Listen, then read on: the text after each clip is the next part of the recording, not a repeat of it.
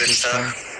એક જે વિડીયો મારા એક પ્રવચનનો વાયરલ થઈ રહ્યો છે અને જેમાં થોડી ગેરસમજ ઊભી થઈ છે કે જે પણ સ્ટેટમેન્ટ મારા દ્વારા આપવામાં આવ્યું છે એ દીકરીઓ ઉપર જે અત્યાચારો થઈ રહ્યા છે એમની સુરક્ષા થતી નથી, એમને ન્યાય મળતો નથી, એના લઈને છે. અને બીજી વાત કે બંધારણના વિષયમાં જે વાત મેં કરી છે એ બંધારણ નિર્માતાઓ માટે નથી, પર્ટિક્યુલર મેં કોઈ સમાજ કોઈ વ્યક્તિનું નામ લઈને નથી રાખ્યું, પણ જે કલમ કે 18 વર્ષ પછી દીકરી સ્વતંત્ર રીતે વિવાહનો નિર્ણય કરશે, આ કલમ જે બંધારણમાં પાછળથી ઉમેરવામાં આવી છે, તો એ વ્યક્તિ પ્રત્યેના થોડા રોષને લઈ અને આવું સ્ટેટમેન્ટ મારા દ્વારા થયું છે. પણ આની પાછળ અમારો કોઈ ખરાબ હેતુ, કોઈ ખરાબ ભાવ નથી, કોઈ વ્યક્તિ પ્રત્યે કે કોઈના પ્રત્યે.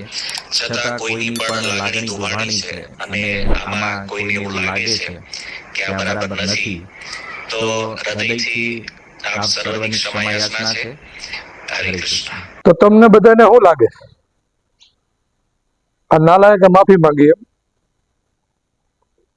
એટલે માફી નથી માંગી અને માથે હાથ રાખ્યો છે.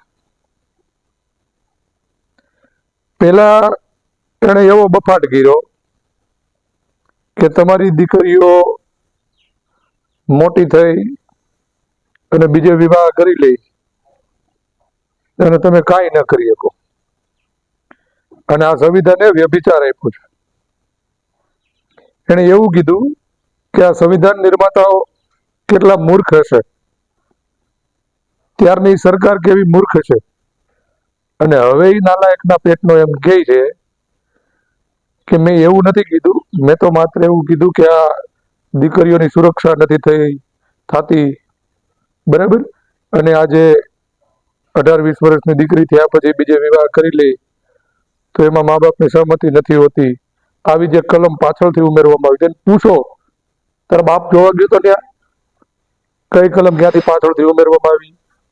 તને ખબર છે કે સંવિધાન સભામાં કેટલા લોકો હતા, એ કેટલાની કમિટી હતી, સંવિધાન કેવી રીતે લખાણું?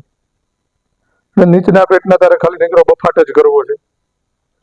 અને અત્યારે તું પાછો માથે હાથ રાખે. તમે બધા બુદ્ધિના પ્રદર્શનો કરો, તેને માફી માંગીને માફી નથી માંગી, એને તમારું ગોઠવું છે.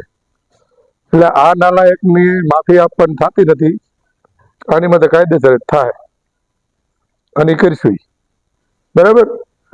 બધા પોતપોતાના જિલ્લામાંથી, તાલુકામાંથી, જ્યાંથી પણ તમને આ વિડીયો મળે ને એની માટે ફરિયાદ દાખલ કરાવવા માટે અરજી આપી દો, આવેદનો આપી દો.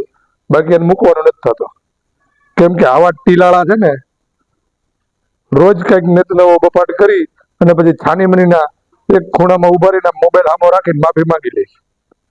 એને કહો તું જે વ્યાસપીઠ ઉપરથી તારી અણાવી હતી ને એ જ વ્યાસપીઠ ઉપરથી બેહી અને પછી ત્યાંથી બોલ કે સંવિધાન વિશે, તે સમયની સરકાર વિશે, સંવિધાન લખનારાઓ વિશે હું જે બોલ્યો હતો ને એ બદલ હું માફી માંગુ છું, અને તો એ તને મેં માફ તો નહીં જ કરી, બરાબર. એટલે આપણે બુદ્ધિના પ્રદર્શનો બંધ કરો અને આ ચલાવો થોડીક, કેમ કે જેથી ખબર પડે કે હકીકત શું છે અને આવા નમૂનાઓને શું કરવું જોઈએ. એટલે એમ કે હજી તું આવો એક નહીં એને 10 વિડીયો મૂક ને તો તને મૂકવામાં નહીં આવે. હવે તારા એ ટીલા તાણેલા છે ને એને અમારે વધારે તાણવાના થાય. હા, અને આવું જ જોઉં ને ટૂંક સમયમાં સુરતમાં તું જ્યાં હોય ને ત્યાં તને રૂબરૂ મળી લેવું.